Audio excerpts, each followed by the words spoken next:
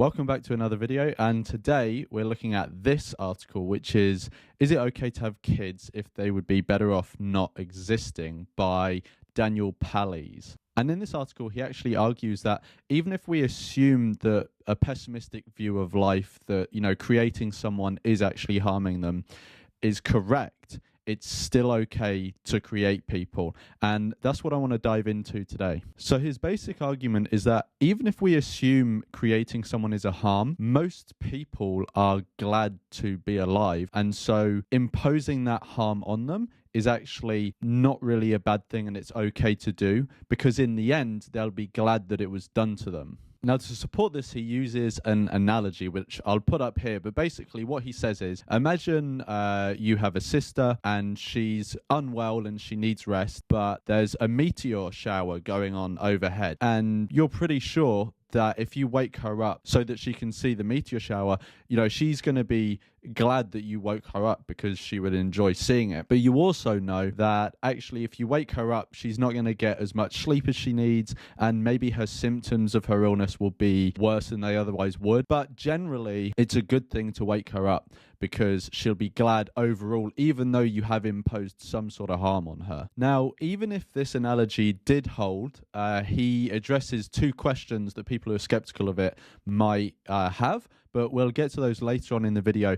Now, I just want to talk about how actually I don't think that the analogy is accurate, because obviously this is an analogy to creating people, and I think it's a flawed analogy. So I think there are three main reasons why this analogy doesn't work, and how actually the waking your sister up who's ill to see the meteor shower and creating someone are wildly different situations. The first one is pretty simple. It's that you know your sister, so you would generally know what her preferences are and whether she would enjoy seeing the meteor shower. But when you're creating someone, like before you create them, they don't exist. You literally have no knowledge of them. You don't know what their preferences are going to be like. So that is the first way that it's not analogous. The second reason is that given that you know her preferences pre-exist the situation you're in. You presumably wouldn't wake her up if she doesn't care at all about meteor strikes, right?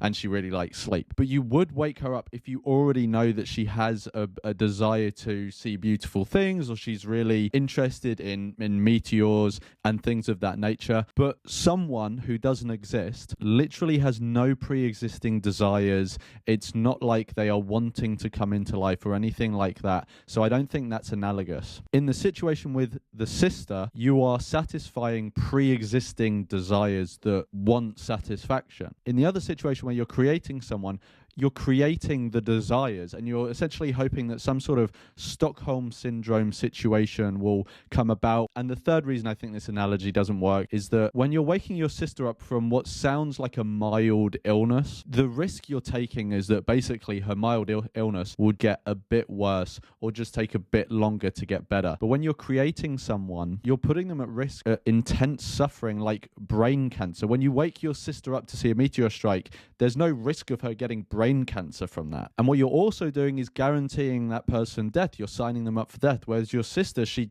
already exists, like she's going to die one day, right? But when you're creating someone, you're literally creating someone who you know is going to die out of nothing. So that's why I think that this analogy that's been used doesn't work for those three reasons. I think they're just wildly different situations and they're not comparable. So now he talks about two questions that he thinks people who would be skeptical of that analogy, even let's assume the analogy was accurate, there are two questions he thinks that people who are skeptical of it may come up with, and that is, can parents really know whether their children will be glad to have been created or not? And the second one is, even if the children are glad, how do we know that they're not mistaken in being glad? Now let's deal with the first one first, and please read the article if you have the time so that you can check that I'm not like misrepresenting him or anything like that. But to answer this question, he basically says that, well, most parents try their best, and parents trying their best to nurture a what would be considered a good environment for the child will generally lead to that child living a life that they would be glad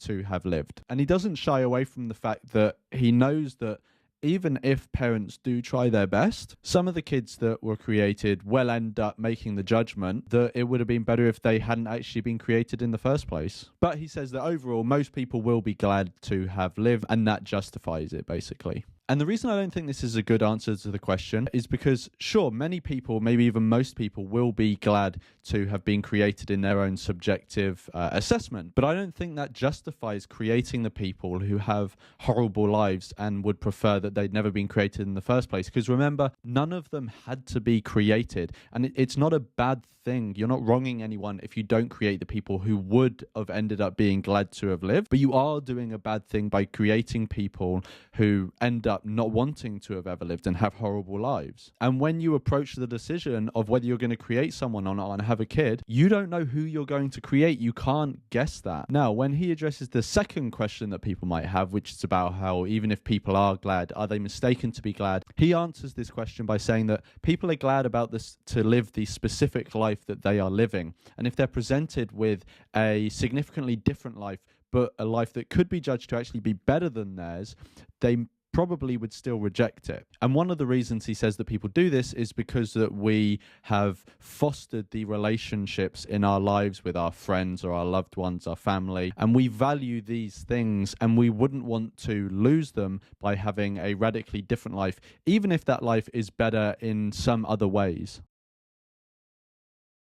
But the response I would have to that is that I don't think that judgment that people are making is coming from some rational assessment of actually which life would be better, because he's saying that the alternative life would be better. It's coming from an emotional attachment to the situation that we're in with the relationships we have. But if we had grown up in that other life, not aware of the life we currently have, we would be emotionally attached to that life. And so if we were in that life and asked the same question, then we would also want to stay in that life. The relationships that we would have built in that life, we would value presumably equally to the relationships that we've built in our current lives.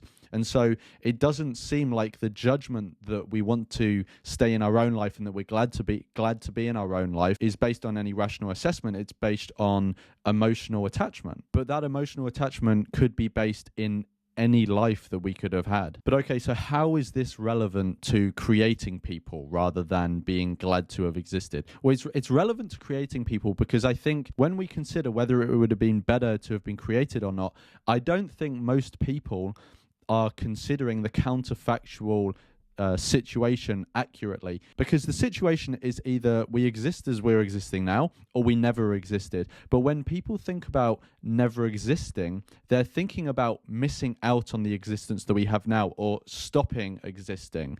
And we think, oh no, well, I don't want that to happen because I want to continue to exist, or I would have wanted to exist. But the fact is that if we never existed, we would have never have existed to want to live or miss out on the life that we do have now. There would be no one that would be deprived. There would be no one that would be harmed. There would be no one to miss out. So if I give myself as an example, right? So relative to anyone that's ever existed and the people that exist today, I've had a relatively really good life. And I'm glad that given I've been created, I have had this life.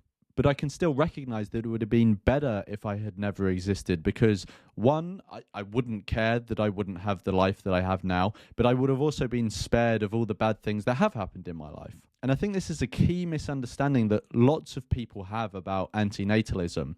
And it's shown by something that the author says later in the article, which I'll put up here, where he basically says, well, even if it would have been better if we were never created, if we weren't created, we would be missing out on all the things that we currently care about, like relationships, friends, hobbies, achievements, all of that sort of stuff. But what he misses is that if we were never created, one, there would be no one to care that we didn't have these things, but also there would be no one with the desire to want these things. So those things would just lose their value. So I hope in this video I've shown that the argument that Daniel has put forward in this article is based on an analogy that I think is flawed, and also the two questions that he has preemptively rebutted, I don't think he's actually rebutted, and I think they still stand as valid criticisms of the argument that he's putting forward. And ultimately, I don't think he's shown that it's okay to create people when we have a dim view of the world. So let me know what you think of this, of my response, and what you think of the article in the comments below, and I'll see you in the next one.